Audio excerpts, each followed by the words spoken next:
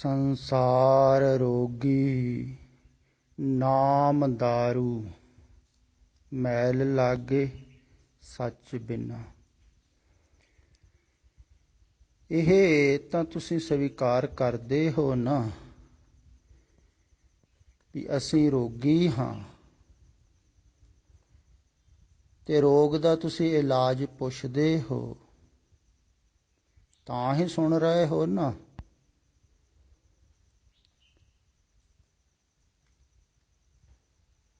ਰੋਗ ਰਹਿਤ ਹੋਣ ਵਾਸਤੇ ਹੀ ਤੁਸੀਂ ਸੁਣ ਰਹੇ ਹੋ ਵੀ ਕਿਹੜੇ ਢੰਗ ਨਾਲ ਰੋਗ ਰਹਿਤ ਹੋ ਸਕੀਏ, ਸਵਸਥ ਹੋ ਸਕੀਏ, ਸਵੈਂ ਵਿੱਚ ਸਥਿਤ ਹੋ ਸਕੀਏ। ਸਵੈਂ ਵਿੱਚ ਸਥਿਤ ਹੋ ਜਾਣਾ ਹੀ ਰੋਗ ਤੋਂ ਮੁਕਤ ਹੋ ਜਾਣਾ ਹੈ।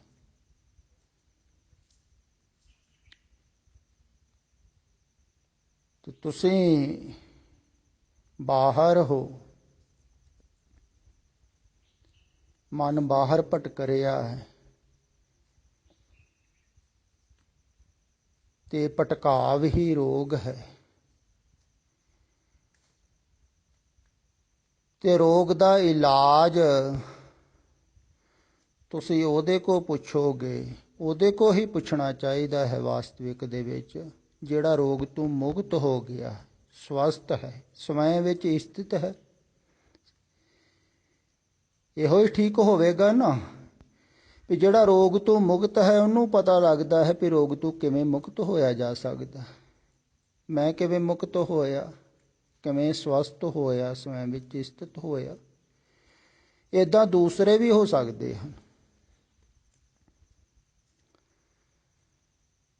ਜੋ ਜੋ ਦਿਸੈ ਸੋ ਸੋ ਰੋਗੀ, ਰੋਗ ਰਹਿਤ ਮੇਰਾ ਸਤਿਗੁਰ ਜੋਗੀ। ਜਿਹੜਾ ਜੁੜਿਆ ਹੋਇਆ ਅੰਦਰ ਸਤ ਦੇ ਨਾਲ, ਉਹ ਰੋਗ ਮੁਕਤ ਹੈ। ਅਸਤ ਦੇ ਨਾਲ ਰੋਗ ਲੱਗਦਾ ਹੈ। ਤੇ ਰੋਗ ਤੇ ਹੈ,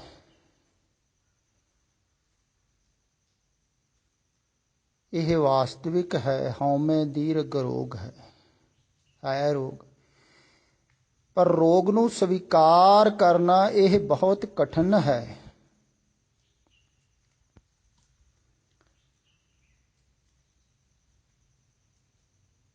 ਕਿਉਂਕਿ ਰੋਗ ਨੂੰ ਜਿੰਨਾ ਚਿਰ ਸਵੀਕਾਰ ਨਾ ਕਰੋਗੇ, ਤੁਸੀਂ ਆਪਣੇ ਔਗਣਾਂ ਨੂੰ ਸਵੀਕਾਰ ਨਾ ਕਰੋਗੇ, ਬਿਮਾਰੀਆਂ ਨੂੰ ਸਵੀਕਾਰ ਨਾ ਕਰੋਗੇ, ਉਨਾ ਚਿਰ ਬਿਮਾਰੀ ਤੋਂ ਮੁਕਤ ਨਹੀਂ ਹੋ ਸਕਦੇ। ਕਿਉਂਕਿ ਬਿਮਾਰੀ ਦਾ ਸਹੀ ਇਲਾਜ ਹੀ ਨਹੀਂ ਹੋ ਸਕਦਾ। ਸਰੀਰਕ ਰੋਗ ਨੂੰ ਤਾਂ ਤੁਸੀਂ ਸਵੀਕਾਰ ਕਰ ਲੈਂਦੇ ਹੋ, ਕਿਉਂਕਿ ਸਰੀਰਕ ਰੋਗ ਤੋਂ ਤੁਸੀਂ ਮੁਕਤ ਹੋਣਾ ਚਾਹੁੰਦੇ ਹੋ, ਡਰਦੇ ਹੋ ਵੀ ਮਰ ਨਾ ਜਾਈਏ। ਤੇ ਇਹਦਾ ਉਪਚਾਰ ਕਰਦੇ ਹੋ, ਪਹਿਲਾਂ ਰੋਗ ਜਾਣਦੇ ਹੋ, ਚੈੱਕਅਪ ਕਰਾਉਂਦੇ ਹੋ, ਫਿਰ ਉਹਦਾ ਇਲਾਜ ਕਰਾਉਂਦੇ ਹੋ। ਪਰ ਮਾਨਸਿਕ ਰੋਗ ਨੂੰ ਕੋਈ ਸਵੀਕਾਰ ਹੀ ਨਹੀਂ ਕਰਦਾ ਹੈ। ਇਹੋ ਹੀ ਸਾਰਿਆਂ ਨੂੰ ਵੱਡੀ ਸਮੱਸਿਆ ਹੈ ਅਧਿਆਤਮਿਕ ਮਾਰਗ ਤੇ ਚੱਲਣ ਵਾਸਤੇ। ਇਹ ਗੱਲ ਖਿਆਲ ਵਿੱਚ ਰੱਖੋ। ਮਾਨਸਿਕ ਰੋਗ ਨੂੰ ਕੋਈ ਵੀ ਸਵੀਕਾਰ ਨਹੀਂ ਕਰਦਾ। ਕਮਾਲ ਦੀ ਗੱਲ ਇਹ ਹੈ, ਕਿਸੇ ਨੂੰ ਕਹਿ ਦਿਓ ਤੂੰ ਹੰਕਾਰੀ ਹੈ, ਅਗਲਾ ਨਾਰਾਜ਼ ਹੋ ਜਾਊਗਾ। ਮੈਨੂੰ ਹੰਕਾਰੀ ਕਿਹਾ। ਅਹੰਕਾਰ ਹੀ ਤਾਂ ਰੋਗ ਹੈ। ਹਉਮੈ ਦੀਰਘ ਰੋਗ ਹੈ। ਤੇ ਹੈ ਤੇ ਸਾਰਿਆਂ ਅੰਦਰ ਹੀ ਨਾ।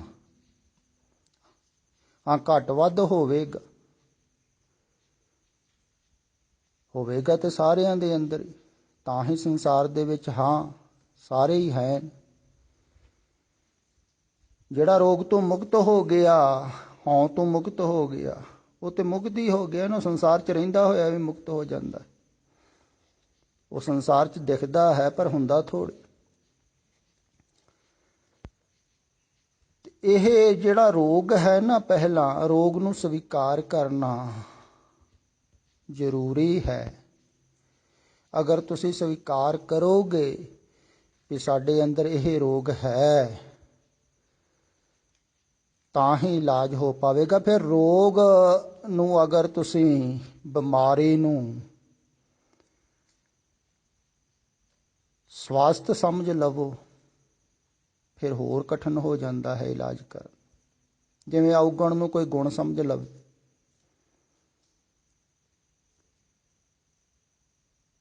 ਤੇ ਔਗਣ ਨੂੰ ਅਗਰ ਤੁਸੀਂ ਗੁਣ ਸਮਝ ਲਿਆ ਤੇ ਫਿਰ ਉਸ ਔਗਣ ਤੋਂ ਕਿਵੇਂ ਛੁਟਕਾਰਾ ਹੋਵੇਗਾ? ਹੋ ਹੀ ਨਹੀਂ ਸਕਦਾ। ਜਿਵੇਂ ਕੱਲ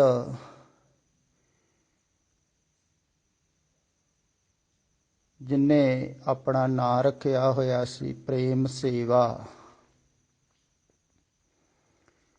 ਉਹਨੂੰ ਮੈਂ ਕਿਹਾ ਸੀ ਵੀ ਪ੍ਰੇਮ ਨਾਂ ਰੱਖਣ ਨਾਲ ਪ੍ਰੇਮ ਹੋ ਨਹੀਂ ਜਾਂਦਾ ਹੈ, ਅਖਵਾਉਣ ਨਾਲ ਪ੍ਰੇਮ ਹੋ ਨਹੀਂ ਜਾਂਦਾ। ਪ੍ਰੇਮ ਤੇਰੇ ਅੰਦਰ ਹੈ ਨਹੀਂ, ਤੇ ਪ੍ਰੇਮ ਜ਼ਬਰਦਸਤੀ ਵੀ ਨਹੀਂ ਹੋ ਸਕਦਾ। ਪ੍ਰੇਮ ਸੁਭਾਵਿਕ ਹੀ ਹੁੰਦਾ ਹੈ।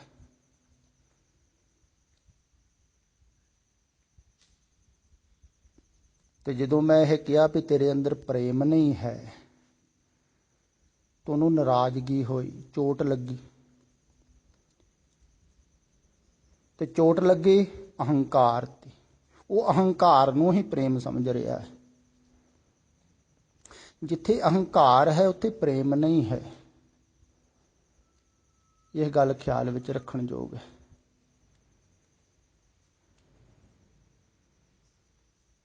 ਜਿੰਨਾ ਪ੍ਰੇਮ ਹੋਵੇਗਾ ਓਨਾ ਅਹੰਕਾਰ ਘੱਟ ਹੋਵੇਗਾ, ਜਿੰਨਾ ਅਹੰਕਾਰ ਵੱਧ ਹੋਵੇਗਾ ਓਨਾ ਪ੍ਰੇਮ ਘੱਟ ਹੋਵੇਗਾ। ਤੇ ਪ੍ਰੇਮ ਹੁੰਦਾ ਤੇ ਚੋਟ ਥੋੜ੍ਹੀ ਲੱਗਣੀ ਸੀ। ਪ੍ਰੇਮ ਹੈ ਹੀ ਨਹੀਂ ਸੀ, ਚੋਟ ਲੱਗੀ ਤੇ ਇੱਕਦਮ ਗਰੁੱਪ ਦੇ ਵਿੱਚੋਂ ਆਪਣਾ ਨੰਬਰ ਲੈਫਟ ਕੀਤਾ, ਲੈਫਟ ਹੋ ਗਏ। ਨਾਰਾਜ਼ਗੀ ਹੋ ਗਈ ਨਾ। ਤੇ ਨਾਰਾਜ਼ਗੀ ਕਿਉਂ ਹੋਈ ਹੈ? ਵੀ ਵਾਸਤਵਿਕ ਦੇ ਵਿੱਚ ਪ੍ਰੇਮ ਹੈ ਨਹੀਂ। ਪ੍ਰੇਮੀ ਨੂੰ ਜਿੰਨੀਆਂ ਮਰਜ਼ੀ ਚੋਟਾਂ ਕਰੀ ਜਾਓ, ਉਹ ਨਾਰਾਜ਼ ਥੋੜ੍ਹੀ ਹੁੰਦਾ, ਕਿਉਂਕਿ ਉੱਥੇ ਹੰਕਾਰ ਨਹੀਂ ਹੁੰਦਾ।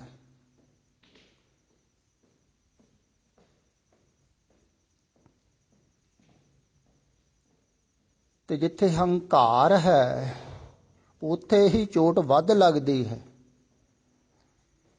ਫਿਰ ਚੋਟ ਕਰਕੇ ਦੇਖਣਾ ਪੈਂਦਾ ਹੈ ਵਾਸਤਵਿਕ ਦੇ ਵਿੱਚ। ਜਿਵੇਂ ਤੁਸੀਂ ਘੜਾ ਖਰੀਦਣ ਜਾਂਦੇ ਹੋ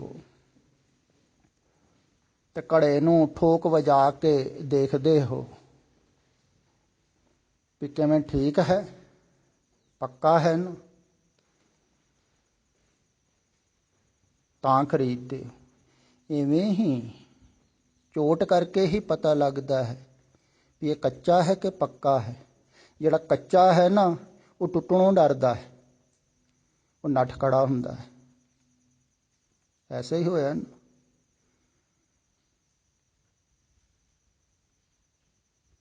ਤੇ ਜਿਹੜਾ ਥੋੜ੍ਹਾ ਜਿਹਾ ਪੱਕਾ ਹੈ ਉਹ ਚੋਟ ਸਹਾਰਦਾ ਹੈ। ਉਹਦਾ ਭਾਵ ਇਹ ਵੀ ਇਹ ਪੱਕਣ ਨੂੰ ਤਿਆਰ ਹੈ। ਤੇ ਚੋਟ ਦੁਆਰਾ ਹੀ ਪਕਾਇਆ ਜਾਂਦਾ ਹੈ ਫਿਰ ਘੜੇ ਨੂੰ, ਕਿਉਂਕਿ ਜਿੰਨੀ ਚੋਟ ਹੋਵੇਗੀ, ਜਿਵੇਂ ਤੁਸੀਂ ਇਉਂ ਸਮਝ ਲਵੋ ਵੀ ਸਰੀਰ ਤੇ ਚੋਟ ਹੁੰਦੀ ਹੈ, ਅੰਦਰ ਨਾਰਾਜ਼ਗੀ ਹੁੰਦੀ ਹੈ, ਗੁੱਸਾ ਆਉਂਦਾ ਹੈ, ਗਰਮੈਸ਼ ਪੈਦਾ ਹੁੰਦੀ ਹੈ। ਇਹ ਤੇ ਬਾਹਰ ਦੀ ਗੱਲ ਹੋਈ। ਜਦੋਂ ਮਨ ਤੇ ਸ਼ਬਦ ਦੀ ਚੋਟ ਹੁੰਦੀ ਹੈ ਉਦੋਂ ਵੀ ਐਸਾ ਹੁੰਦਾ ਹੈ। ਸ਼ਬਦ ਦਾ ਬਾਣ ਲੱਗਾ, ਦਿਲ ਤੇ ਚੋਟ ਹੋਈ, ਨਾਰਾਜ਼ਗੀ ਹੋਈ, ਉਦੋਂ ਵੀ ਨਾਰਾਜ਼ਗੀ ਹੁੰਦੀ, ਪੀੜਾ ਹੁੰਦੀ, ਉਹਦੇ ਨਾਲ ਹੀਟ ਪੈਦਾ ਹੁੰਦੀ ਹੈ। ਅਗਰ ਤੁਸੀਂ ਉਸ ਹੀਟ ਨੂੰ, ਉਸ ਨਾਰਾਜ਼ਗੀ ਨੂੰ, ਉਸ ਵਿਆਕੁਲਤਾ ਨੂੰ ਸਹਿਨ ਕਰ ਗਏ, ਜਾਣਿਆ ਵੀ ਠੀਕ ਹੀ ਹੈ, ਚੋਟ ਕੀਤੀ ਹੈ ਤੇ ਹੋ ਸਕਦਾ ਮੇਰੇ ਚੌਗਣ ਹੋਵੇਗਾ ਹੀ, ਮੈਨੂੰ ਨਹੀਂ ਪਤਾ ਹੈ। ਨਹੀਂ ਪਤਾ ਹੁੰਦਾ ਕਈ ਵਾਰ ਆਦਮੀ ਨੂੰ। ਤੁਸੀਂ ਉੱਪਰ ਧਿਆਨ ਕਰਦੇ ਹੋ ਆਪਣਾ, ਤੁਸੀਂ ਦੂਸਰਿਆਂ ਵੱਲ ਜ਼ਿਆਦਾ ਦੇਖਦੇ ਹੋ। ਗਹਿਰਾਈ 'ਚ ਤੁਹਾਨੂੰ ਆਪਣਾ ਥੋੜ੍ਹੀ ਪਤਾ ਹੈ ਕੀ ਕੁਛ ਬੈਠਾ ਹੋਇਆ। ਹਉਮੈ ਦਾ ਤਾਂ ਤੁਹਾਨੂੰ ਪਤਾ ਹੀ ਨਹੀਂ, ਆਪਣੀ ਦਾ ਹੀ। ਤੇ ਗਹਿਰਾਈ 'ਚ ਜਿਹੜੇ ਰੋਗ ਹਨ ਉਹਨਾਂ ਦਾ ਥੋੜ੍ਹੀ ਪਤਾ ਹੈ। ਤੇ ਤੁਸੀਂ ਸਵੀਕਾਰ ਕਰਦੇ ਹੋ ਵੀ ਹੈ, ਠੀਕ ਹੈ। ਤੋ ਚੋਟ ਦੁਆਰਾ ਹੋਰ ਨਿਖਰਦੇ ਹੋ। ਨਿਖਾਰਨਾ ਹੈ, ਜਿਵੇਂ ਮਾਂ ਆਪਣੇ ਬੱਚੇ ਨੂੰ ਸਵਾਰਦੀ ਹੈ, ਨਿਖਾਰਦੀ ਹੈ। ਪ੍ਰੇਮ ਹੈ ਨਾ, ਤੇ ਬੱਚਾ ਵੀ ਨਿਖਰਨ ਨੂੰ ਤਿਆਰ ਹੋਵੇ, ਸਵਰਨ ਨੂੰ ਤਿਆਰ ਹੋਵੇ, ਤਾਂ ਹੀ ਸਵਾਰ ਸਕਦੀ ਹੈ ਨਾ। ਇਵੇਂ ਹੀ ਜਿਹੜਾ ਸਵਰਨ ਨੂੰ ਤਿਆਰ ਹੋਵੇ, ਨਿਖਰਨ ਨੂੰ ਤਿਆਰ ਹੋਵੇ,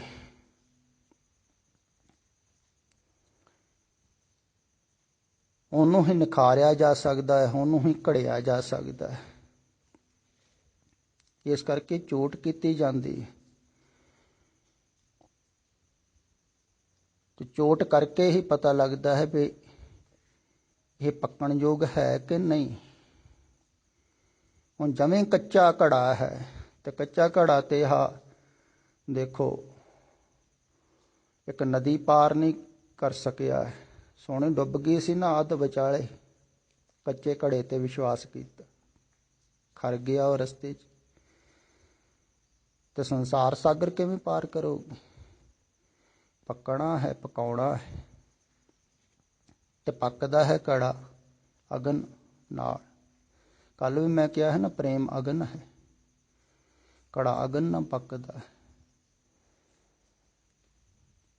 ਤੇ ਪਹਿਲਾਂ ਮਿੱਟੀ ਨੂੰ ਕਿੱਦਾਂ ਗੁੰਨਿਆ ਜਾਂਦਾ ਹੈ, ਕਿੱਦਾਂ ਬਣਦਾ ਹੈ ਘੜਾ।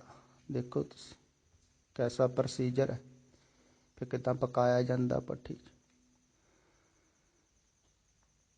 ਤੇ ਚੋਟ ਕਰਨ ਦੇ ਨਾਲ ਹੀ ਇਹ ਪੱਕਦਾ ਹੈ। ਤੇ ਫਿਰ ਚੋਟ ਕਰਨ ਦੁਆਰਾ ਹੀ ਤੁਹਾਨੂੰ ਆਪਣੇ ਔਗੁਣਾਂ ਦਾ ਪਤਾ ਲੱਗਦਾ ਹੈ। ਤੁਹਾਡੇ ਔਗੁਣਾਂ ਤੇ ਚੋਟ ਕਰਤੀ ਜਾਂਦੀ ਹੈ।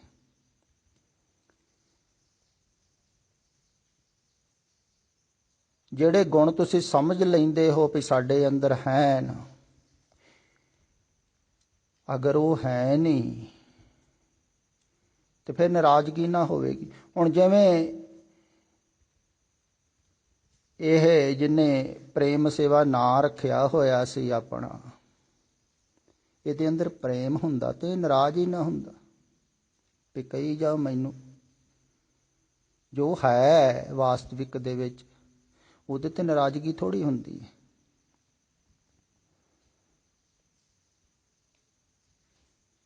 ਤੇ ਮੈਂ ਦੇਖੋ ਦੂਰ ਬੈਠਾ ਹੋਇਆ ਹਾਂ, ਤੇ ਮੈਂ ਤੇ ਜਾਣਦਾ ਵੀ ਨਹੀਂ ਇਹ ਕੌਣ ਹਨ, ਕਿਹੜੇ ਧਰਮ ਦੇ ਹਨ, ਕਿਹੜੀ ਜਾਤੀ ਦੇ ਹਨ, ਕਿਹੜੀ ਪਾਤੀ ਦੇ ਹਨ। ਜਾਂ ਇਹ ਸੰਨਿਆਸੀ ਹਨ। ਸੰਨਿਆਸੀ ਐਸਾ ਆਪਣੇ ਨਾਂ ਰਖਾਉਂਦੇ ਹਨ, ਰੱਖਦੇ ਹਨ। ਬਹੁਤ ਸਾਰੇ ਸੰਨਿਆਸੀ ਨੇ ਇਹੋ ਜਿਹੇ ਨਾਂ ਰੱਖੇ ਹੁੰਦੇ ਹਨ, ਪਰ ਉਹਨਾਂ ਦੇ ਅੰਦਰ ਪ੍ਰੇਮ ਨਹੀਂ ਹੁੰਦਾ ਹੈ। ਮੈਂ ਬਹੁਤ ਸਮੇਂ ਪਹਿਲਾਂ ਭਰਮਣ ਕਰਦਾ ਰਿਹਾ ਹਾਂ, ਤੇ ਅਕਸਰ ਮੈਨੂੰ ਕਈ ਜਗ੍ਹਾ ਠਹਿਰਨ ਦਾ ਅਵਸਰ ਮਿਲਦਾ ਸੰਨਿਆਸੀਆਂ ਕੋਲ। ਤੋ ਬੜਾ ਪਿਆਰ ਕਰਦੇ, ਬੜੇ ਪਿਆਰ ਦੀਆਂ ਗੱਲਾਂ ਕਰਦੇ, ਬੜਾ ਪ੍ਰੇਮ ਜਤਾਉਂਦੇ ਹੋ। ਪਰ ਰਹਿਣ ਤੋਂ ਬਾਅਦ ਉੱਥੇ ਅਗਲੇ ਦਿਨ ਜਦੋਂ ਤੁਰਨ ਲੱਗਦਾ ਤੇ ਉਹ ਵੱਡਾ ਸਾਰਾ ਬਿੱਲ ਲਿਆਣ ਕੇ ਸਾਹਮਣੇ ਰੱਖ ਦਿੰਦੇ ਵੀ ਇੰਨਾ ਤੁਹਾਡਾ ਇਹ ਰਿਹਾਇਸ਼ ਦਾ ਕਿਰਾਇਆ ਹੋ ਗਿਆ, ਇੰਨਾ ਖਾਣੇ ਦਾ। ਆਦਮੀ ਦੇਖ ਕੇ ਹੈਰਾਨ ਹੋ ਜਾਂਦਾ ਵੀ ਜਿਹਨੇ ਇੰਨਾ ਪ੍ਰੇਮ ਕੀਤਾ ਹੈ ਉਹ ਵੀ ਪੈਸੇ ਦੀ ਗੱਲ ਕਰ ਸਕਦਾ, ਪਰ ਸਿਰਫ ਦਿਖਾਵਾ ਹੈ। ਤੇ ਉਹਨਾਂ ਨੂੰ ਕਹਿ ਦਿਓ ਘੱਟ ਕਰ ਲਓ, ਉਹ ਕਹਿਣਗੇ ਨਾ ਜੀ, ਇਹ ਤਾਂ ਸਾਡਾ ਰੇਟ ਪੱਕਾ ਇਹੀ। ਕਿਸੇ ਦੀ ਮਜਬੂਰੀ ਵੀ ਨਹੀਂ ਦੇਖਦੇ ਹਨ।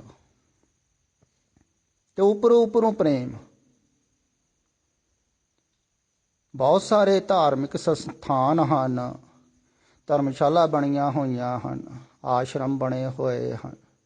ਜਿਵੇਂ ਆਹ ਗੁਰਦੁਆਰਿਆਂ ਦੇ ਵਿੱਚ ਸਰਾਵਾਂ ਬਣੀਆਂ ਹੋਈਆਂ ਹਨ। ਤੇ ਸਰਾਵਾਂ ਦੇ ਵਿੱਚ ਵੀ 3-4 ਕਿਸਮ ਦੇ ਕਮਰੇ ਬਣੇ ਹੁੰਦੇ ਹਨ, ਰਿਹਾਇਸ਼ਾਂ ਬਣੀਆਂ ਹੁੰਦੀਆਂ ਹਨ। ਤੋ ਵੀ ਦੇਖਦੇ ਹਨ ਵੀ ਕੈਸਾ ਬੰਦਾ ਹੈ, ਇਹਨੂੰ ਕਿਹੜੀ ਰਿਹਾਇਸ਼ ਦੇਣੀ,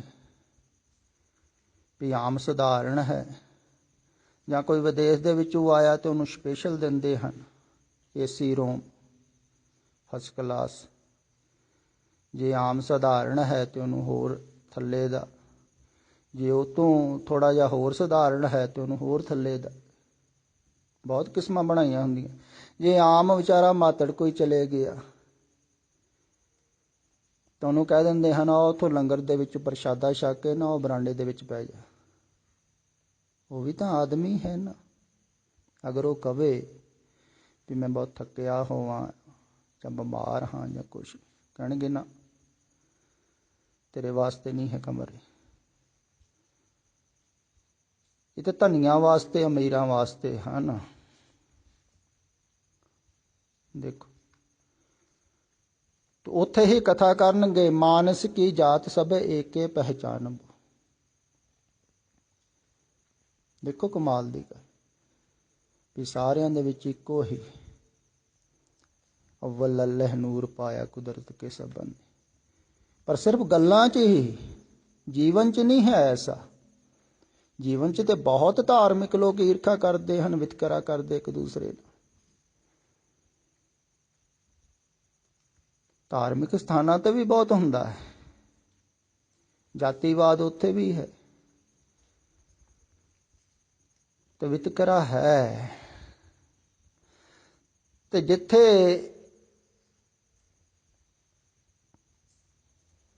ਵਾਸ਼ਨਾ ਹੋਵੇਗੀ, ਤ੍ਰਿਸ਼ਨਾ ਹੋਵੇਗੀ, ਕਾਮਨਾ ਹੋਵੇਗੀ, ਹੰਕਾਰ ਹੋਵੇਗਾ, ਉੱਥੇ ਪ੍ਰੇਮ ਨਹੀਂ ਹੁੰਦਾ ਹੈ। ਪ੍ਰੇਮ ਦਿਖਾਇਆ ਜਾਂਦਾ ਹੈ, ਜਿਵੇਂ ਹੋਟਲਾਂ ਵਾਲੇ ਦਿਖਾਉਂਦੇ ਹਨ, ਬਾਹਰੋਂ ਬੜਾ ਮੁਸਕਰਾ ਕੇ ਹੱਸ ਕੇ ਮਿਲਦੇ ਹਨ, ਆਓ ਭਗਤ ਕਰਦੇ ਹਨ। ਪਰ ਉਹ ਪੈਸੇ ਕਰਕੇ ਕਰ ਰਹੇ ਹਨ। ਅਗਰ ਪੈਸਾ ਨਾ ਦਿਓ ਤਾਂ ਤੁਹਾਨੂੰ ਬਾਹਰੋਂ ਧੱਕਾ ਮਾਰ ਕੇ ਕੱਢ ਦੇਣਗੇ। ਉਹ ਵਾਸਤਵਿਕ ਪ੍ਰੇਮ ਥੋੜ੍ਹੀ ਕਰ ਰਹੇ ਹਨ। ਜਿਹੜੇ ਬਿਜ਼ਨਸਮੈਨ ਹਨ ਅਕਸਰ ਉਹ ਜ਼ਿਆਦਾ ਬਾਹਰੋਂ ਦਿਖਾਉਂਦੇ ਹਨ ਪ੍ਰੇਮ, ਗਾਹਕ ਨੂੰ ਵਸ 'ਚ ਕਰਨਾ। ਇੱਦਾਂ ਹੀ ਧਾਰਮਿਕ ਲੋਕ ਕਰਦੇ ਹਨ, ਵਸ 'ਚ ਵਸੀਕਰਨ, ਬਾਹਰੋਂ ਦਿਖਾਉਂਦੇ ਹਨ ਅਸੀਂ ਪ੍ਰੇਮ ਕਰਦੇ ਹਾਂ। ਪਰ ਕਰ ਕਿਸ ਕਾਰਨ ਰਹੇ ਹਨ? ਸਵਾਰਥ ਹੈ, ਕੁਛ ਚਾਹਤ ਹੈ, ਕੁਛ ਮਿਲੂਗਾ। ਅਗਰ ਨਾ ਮਿਲੇ ਕੁਝ ਤੇ ਫਿਰ ਕੀ ਕਰਨਾ? ਇੱਦਾਂ ਹੀ ਸੰਸਾਰ ਦੇ ਵਿੱਚ ਪ੍ਰੇਮ ਚੱਲਦਾ ਹੈ ਤੁਹਾਡਾ। ਤੁਸੀਂ ਇੱਕ ਦੂਸਰੇ ਨਾਲ ਕਰਦੇ ਹੋ ਕੁਛ ਪਾਉਣ ਦੀ ਖਾਤਰ, ਕੁਛ ਸੇਵਾ ਕਰੂਗਾ, ਕੁਛ ਮਿਲੂਗਾ। ਅਗਰ ਨਾ ਮਿਲੇ ਕੁਛ ਤੇ ਫਿਰ ਤੇ ਨਹੀਂ ਹੁੰਦਾ। ਤੇ ਪ੍ਰੇਮ ਹੈ ਨਹੀਂ। ਪਰ ਜਿਹਨੂੰ ਮਰਜ਼ੀ ਤੁਸੀਂ ਪੁੱਛ ਕੇ ਦੇਖ ਲਓ, ਕਹਿ ਦਿਓ ਕਿ ਤੂੰ ਬਹੁਤ ਪ੍ਰੇਮੀ ਹੈ, ਤੇਰੇ ਅੰਦਰ ਬਹੁਤ ਪ੍ਰੇਮ ਹੈ, ਤੂੰ ਇਨਕਾਰ ਨਹੀਂ ਕਰੇਗਾ। ਹਰ ਇੱਕ ਕੋਈ ਸਵੀਕਾਰ ਕਰ ਲੈਂਦਾ ਹੈ। ਤੇ ਜੇ ਕਹਿ ਦੇਵੇ ਤੂੰ ਬੜਾ ਹੰਕਾਰੀ ਹੈ ਤੇ ਕੋਈ ਵੀ ਸਵੀਕਾਰ ਨਹੀਂ ਕਰੇਗਾ, ਨਾਰਾਜ਼ ਹੋ ਜਾਣਗੇ ਲੋਕ। ਤੇ ਹੰਕਾਰ ਸਾਰਿਆਂ ਦੇ ਅੰਦਰ ਹੈ, ਪ੍ਰੇਮ ਕਿਸੇ ਦੇ ਅੰਦਰ ਵੀ ਨਹੀਂ। ਦੇਖੋ ਤੁਸੀਂ, ਤੇ ਜੋ ਹੈ ਉਹਨੂੰ ਸਵੀਕਾਰ ਨਹੀਂ ਕਰਨਾ ਹੈ। ਚੋਟ ਹੰਕਾਰ ਤੇ ਲੱਗਦੀ ਹੈ, ਹੰਕਾਰ ਨੂੰ ਹੀ ਮਿਟਾਉਣਾ ਹੈ। ਖਿਆਲ ਵਿੱਚ ਰੱਖੋ, ਜਿੰਨਾ ਹੰਕਾਰ ਮਿਟੇਗਾ ਓਨਾ ਪ੍ਰੇਮ ਵਧੇਗਾ। ਜਿੰਨਾ ਪ੍ਰੇਮ ਵਧੇਗਾ ਉਨੀ ਚੋਟ ਜ਼ਿਆਦਾ ਹੋਵੇਗੀ। ਜਿੰਨੀ ਚੋਟ ਜ਼ਿਆਦਾ ਹੋਵੇਗੀ ਓਨਾ ਹੰਕਾਰ ਮਿਟੇਗਾ, ਹਉ ਮਿਟੇਗੀ। ਜਿੰਨੀ ਹਉ ਮਿਟੇਗੀ ਓਨਾ ਪ੍ਰੇਮ ਵਧੇਗਾ, ਜਿੰਨਾ ਪ੍ਰੇਮ ਵਧੇਗਾ ਉਨੀ ਚੋਟ ਹੋਵੇਗੀ। ਇਹ ਇੱਦਾਂ ਹੁੰਦਾ ਹੈ। ਪਰ ਬਾਹਰ ਧਾਰਮਿਕ ਜਗਤ ਦੇ ਵਿੱਚ ਐਸਾ ਨਹੀਂ ਹੁੰਦਾ ਹੈ। ਉੱਥੇ ਖੁਸ਼ਾਮਤ ਹੁੰਦੀ ਹੈ, ਆਓ ਭਗਤ ਹੁੰਦੀ, ਸਰੋਪਾ ਪਾਏ ਜਾਂਦੇ ਹਨ, ਵਡਿਆਈ ਹੁੰਦੀ, ਚੰਗੇ ਚੰਗੇ ਸ਼ਬਦ ਬੋਲਣਗੇ। ਅਗਰ ਤੁਸੀਂ ਪੁੰਨ ਦਾਨ ਕਰੋ ਤਾਂ ਉੱਥੇ ਤਾਂ ਖੁਸ਼ਾਮਤ ਹੁੰਦੀ ਹੈ, ਇੱਕ ਦੂਸਰੇ ਦੀ ਖੁਸ਼ਾਮਤ ਹੀ ਕਰਦੇ ਹਨ ਲੋਕ। ਭਾਵੇਂ ਪਿੱਠ ਪਿੱਛੇ ਨਿੰਦਾ ਕਰਦੇ ਹੋਣ, ਸਾਹਮਣੇ ਖੁਸ਼ਾਮਤ ਕਰਦੇ ਹਨ ਇੱਕ ਦੂਸਰੇ। ਇੱਥੇ ਤੇ ਹੰਕਾਰ ਦੀ ਪੁਸ਼ਟੀ ਹੋ ਰਹੀ ਹੈ। ਬਿਮਾਰੀ ਹੀ ਵਧਾਉਂਦੇ ਹਨ ਇੱਕ ਦੂਸਰੇ ਦੀ, ਵੱਧ ਰਹੀ ਹੈ। ਧਾਰਮਿਕ ਜਗਤ ਦੇ ਵਿੱਚ ਵੀ ਉਹ ਰਾਜਨੀਤੀ ਚੱਲ ਰਹੀ ਹੈ ਜੋ ਬਾਹਰ ਹੈ। ਧਾਰਮਿਕ ਜਗਤ ਦੇ ਵਿੱਚ ਵੀ ਵੈਸਾ ਹੀ ਇੱਕ ਦੂਸਰੇ ਨੂੰ ਖੁਸ਼ਾਮਦ ਕਰਦੇ ਹਨ, ਹੰਕਾਰ ਦੀ ਤ੍ਰਿਪਤੀ ਕਰਦੇ। ਕੰਮ ਆਉਣ ਵਾਲਾ ਬੰਦਾ ਹੈ, ਇਹਦੇ ਕੋਲ ਹੋਰ ਸੇਵਾ ਲਈ ਜਾ ਸਕਦੀ ਹੈ, ਉਹਨੂੰ ਹੋਰ ਫੁਸਲਾਉਂਦੇ ਹਨ, ਤੇਰੇ ਵਰਗਾ ਗੁਰਮੁਖ ਹੀ ਨਹੀਂ, ਸੇਵਾਦਾਰ ਹੀ ਤੂੰ ਤੇ ਮਹਾਨ ਹੈ। ਤੇ ਹੰਕਾਰ ਹੀ ਵਧਾ ਰਹੇ ਹਨ ਨਾ, ਬਿਮਾਰੀ ਵਧਾ ਰਹੇ ਹਨ। ਤੇ ਉਹਨਾਂ ਕੋ ਆਦਮੀ ਖੁਸ਼ ਹੋ ਕੇ ਜਾਂਦਾ ਹੈ। ਜਿਹੜੇ ਬਿਮਾਰੀ ਵਧਾਉਂਦੇ ਹਨ, ਤੁਹਾਨੂੰ ਪਤਾ ਹੀ ਨਹੀਂ ਹੈ ਨਾ ਬਿਮਾਰੀ ਵੱਧ ਰਹੀ ਹੈ। ਤੇ ਜਿਹੜੇ ਬਿਮਾਰੀ ਜਿਤਾ ਰਹੇ ਹਨ, ਬਿਮਾਰੀ ਮਿਟਾਉਂਦੇ ਹਨ, ਉਹਨਾਂ ਕੋਲ ਕੋਈ ਨਹੀਂ ਜਾਂਦਾ ਹੈ, ਬਹੁਤ ਘੱਟ। ਜਿਹ ਮਾਰਗ ਪੰਡਤ ਚੱਲੇ ਪਾਛੇ ਪਰੀ ਵਹੀਰ, ਇੱਕ ਔਕਟ ਕਾਟੀ ਆਮ ਕੀਤਾ ਚੜ ਰਹੇ ਕਬੀਰ। ਹੁਣ ਕਬੀਰ ਕੋਲ ਕੌਣ ਆਉਂਦਾ ਹੈ? ਕਿਉਂਕਿ ਕਬੀਰ ਦੇ ਸਿੱਧੀ ਹੀ ਚੋਟ ਕਰਨਗੇ ਨਾ, ਉਹਦੇ ਹੰਕਾਰ ਨੂੰ ਮਿਟਾਉਣਾ। ਤੇ ਇਹ ਗੱਲ ਖਿਆਲ ਵਿੱਚ ਰੱਖਣੀ ਹੈ ਕਿ ਜਿੰਨਾ ਚਿਰ ਤੁਸੀਂ ਆਪਣੇ ਰੋਗ ਨੂੰ ਸਵੀਕਾਰ ਨਹੀਂ ਕਰਦੇ ਹੋ, ਬਿਮਾਰੀ ਨੂੰ ਸਵੀਕਾਰ ਨਹੀਂ ਕਰਦੇ ਹੋ, ਉਹਨਾਂ ਚਿਰ ਤੁਸੀਂ ਬਿਮਾਰੀਆਂ ਤੋਂ ਮੁਕਤ ਨਹੀਂ ਹੋ ਸਕਦੇ। ਆਪਣੇ ਔਗਣਾਂ ਨੂੰ ਸਵੀਕਾਰ ਕਰੋ, ਔਗਣਾਂ ਨੂੰ ਸਗੋਂ ਪ੍ਰਗਟ ਕਰੋ, ਗੁਣਾਂ ਨੂੰ ਛੁਪਾਓ। ਕਹਿੰਦੇ ਹਨ ਬਈ ਗੁਣਾਂ ਨੂੰ ਪ੍ਰਗਟ ਕਰੋਗੇ ਤੇ ਹੰਕਾਰ ਵਧੇਗਾ, ਬਿਮਾਰੀ ਵਧੇਗੀ। ਔਗਣਾਂ ਨੂੰ ਪ੍ਰਗਟ ਕਰੋਗੇ, ਹੰਕਾਰ ਘਟੇਗਾ, ਬਿਮਾਰੀ ਘਟੇਗੀ, ਤੁਸੀਂ ਸਵਸਥ ਹੋਵੋਗੇ। ਤੇ ਬਿਮਾਰੀ ਤੇ ਹੈ ਹੀ ਨਾ।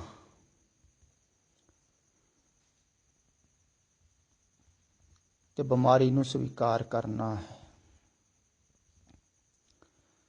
ਖਿਆਲ ਵਿੱਚ ਰੱਖਣਾ ਹੈ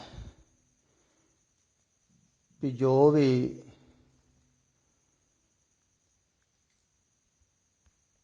ਤੁਸੀਂ ਸੋਚ ਰਹੇ ਹੋ ਵਾਸਤਵਿਕ ਦੇ ਵਿੱਚ ਵੈਸਾ ਹੈ ਨਹੀਂ। ਇਹੋ ਹੀ ਭਰਮ ਹੈ ਨਾ, ਭੁਲੇਖਾ ਹੈ। ਤੇ ਜਦੋਂ ਇੱਧਰੋਂ ਕੁਛ ਕਿਹਾ ਜਾਂਦਾ ਹੈ, ਉਦੋਂ ਹੀ ਤੁਹਾਨੂੰ ਪਤਾ ਲੱਗਦਾ ਹੈ ਵੀ ਇਹ ਵੀ ਔਗਣ ਸੀ, ਖਿਆਲ ਵਿੱਚ ਆਉਂਦਾ ਹੈ। ਅਗਰ ਤੁਸੀਂ ਖਿਆਲ ਵਿੱਚ ਰੱਖੋ ਤੇ ਤੁਸੀਂ ਉਸ ਔਗਣ ਤੋਂ ਮੁਕਤੀ ਪਾ ਸਕਦੇ ਹੋ, ਉਹਦਾ ਇਲਾਜ ਹੋ ਸਕਦਾ। ਬਿਮਾਰੀ ਦਾ ਇਲਾਜ ਹੁੰਦਾ, ਹਰ ਇੱਕ ਬਿਮਾਰੀ ਦਾ ਇਲਾਜ ਹੈ। ਤੇ ਹਉਮੈ ਦਾ ਇਲਾਜ ਤੇ ਹੈ, ਕਹਿੰਦੇ ਨਾ ਦਾਰੂ ਪੀਸ ਮਾਹੀ, ਦਾਰੂ ਹੈ ਇਹਦਾ ਇਲਾਜ ਹੈ। ਤੇ ਇਲਾਜ ਹੋ ਸਕਦਾ ਹੈ, ਇਲਾਜ ਹੀ ਹੋ ਰਿਹਾ ਹੈ, ਪਰ ਤੁਸੀਂ ਇਲਾਜ ਕਰਨ ਨੂੰ ਤਿਆਰ ਰਹੋ। ਹਾਂ, ਇਲਾਜ ਥੋੜ੍ਹਾ ਜਿਹਾ ਕਠਿਨ ਹੈ, ਕਿਉਂਕਿ ਬਿਮਾਰੀ ਬਹੁਤ ਗਹਿਰੀ ਹੈ। ਜਿਵੇਂ ਕਹਿੰਦੇ ਹਨ ਨਾ, ਬਿਮਾਰੀ ਬਹੁਤ ਗਹਿਰੀ ਹੈ, ਅੰਦਰੋਂ ਕੱਢਣੀ ਪੈਣੀ। ਡਾਕਟਰ ਕਹਿਣਗੇ ਵੀ ਇਹਦਾ ਆਪਰੇਸ਼ਨ ਕਰਨਾ ਪੈਣਾ, ਸਰਜਰੀ ਕਰਨੀ ਪੈਣੀ, ਬਹੁਤ ਗਹਿਰੀ ਹੈ, ਗੱਠ ਕੱਢਣੀ ਪੈਣੀ। ਇੱਦਾਂ ਹੀ ਹਉਮੈ ਦੀ ਬਿਮਾਰੀ ਬੜੀ ਗਹਿਰੀ ਹੈ, ਅੰਦਰੋਂ ਕੱਢਣੀ ਹੈ ਬਾਹਰ। ਤੇ ਚੋਟ ਕਰ ਕਰਕੇ ਹੌਲੀ ਹੌਲੀ, ਜਿਵੇਂ ਕੋਈ ਚੀਜ਼ ਅੰਦਰ ਵੜੀ ਹੁੰਦੀ ਤੇ ਚੋਟ ਕਰ ਕਰਕੇ ਬਾਹਰ ਨੂੰ ਕੱਢਣੀ ਤੇ ਨਿਕਲਦੀ ਹੈ। ਤੇ ਚੋਟ ਕਰਨੀ ਜ਼ਰੂਰੀ ਹੈ। ਚੋਟ ਦੁਆਰਾ ਹੀ ਇਸ ਬਿਮਾਰੀ ਤੋਂ ਮੁਕਤ ਹੋਇਆ ਜਾ ਸਕਦਾ ਹੈ।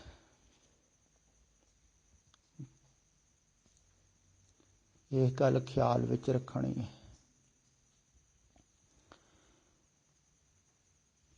ਤੇ ਅਗਰ ਵਾਸਤਵਿਕ ਦੇ ਵਿੱਚ ਤੁਸੀਂ ਬਿਮਾਰੀ ਤੋਂ ਛੁਟਕਾਰਾ ਪਾਉਣਾ ਚਾਹੁੰਦੇ ਹੋ, ਇਹ ਜਨਮ ਜਨਮਾਂਤਰਾਂ ਦਾ ਰੋਗ ਲੱਗਾ ਹੋਇਆ, ਇਹ ਤੋਂ ਮੁਕਤੀ ਪਾਉਣਾ ਚਾਹੁੰਦੇ ਹੋ, ਸਵਸਥ ਹੋਣਾ ਚਾਹੁੰਦੇ, ਸਵੈਂ ਵਿੱਚ ਸਥਿਤ ਹੋਣਾ ਚਾਹੁੰਦੇ, ਤੇ ਰੋਗ ਨੂੰ ਸਵੀਕਾਰ ਕਰੋ। ਇਹ ਬਹੁਤ ਕਠਿਨ ਹੈ। ਮੈਂ ਵਾਰ-ਵਾਰ ਕਹਿਣਾ, ਕੋਈ ਸਵੀਕਾਰ ਕਰਦਾ ਨਹੀਂ ਹੈ, ਕਰਨਾ ਔਖਾ, ਬਹੁਤ ਕਠਿਨ ਹੈ। ਮਾਨਸਿਕ ਰੋਗ ਨੂੰ ਤੈਨੂੰ ਸਵੀਕਾਰ ਕਰੋਗੇ ਠੀਕ ਹੈ, ਤੇ ਤੁਸੀਂ ਤਿਆਰ ਹੋ ਰੋਗ ਮੁਕਤ ਹੋਣ ਵਾਸਤੇ, ਦਵਾਈ ਲੈਣ ਵਾਸਤੇ, ਔਸ਼ਧੀ ਲੈਣ ਵਾਸਤੇ। ਨਾਲ ਨਾਲ ਪਰਹੇਜ਼ ਰੱਖਣਾ ਹੈ, ਉਹ ਵੀ ਦੱਸਿਆ ਜਾ ਰਿਹਾ ਹੈ। ਤੇ ਪਰਹੇਜ਼ ਕਰੋਗੇ ਤੇ ਤੁਸੀਂ ਸਵਸਥ ਹੋ ਜਾਓ, ਤੁਸੀਂ ਵੀ ਰੋਗ ਮੁਕਤ ਹੋ ਜਾਓ। ਜੋ ਜੋ ਦਿਸੈ ਸੋ ਸੋ ਰੋਗੀ, ਰੋਗ ਰਹਿਤ ਮੇਰਾ ਸਤਿਗੁਰ ਜੋਗੀ। ਤੁਸੀਂ ਵੀ ਜੁੜ ਜਾਓਗੇ ਜਦੋਂ ਉਸ ਸਰੋਤ ਦੇ ਨਾਲ, ਜਿਹੜਾ ਸਰੋਤ ਰੋਗ ਮੁਕਤ ਹੈ, ਪਰਮਾਤਮਾ। ਤੁਸੀਂ ਵੀ ਰੋਗ ਮੁਕਤ ਹੋ ਜਾਓਗੇ।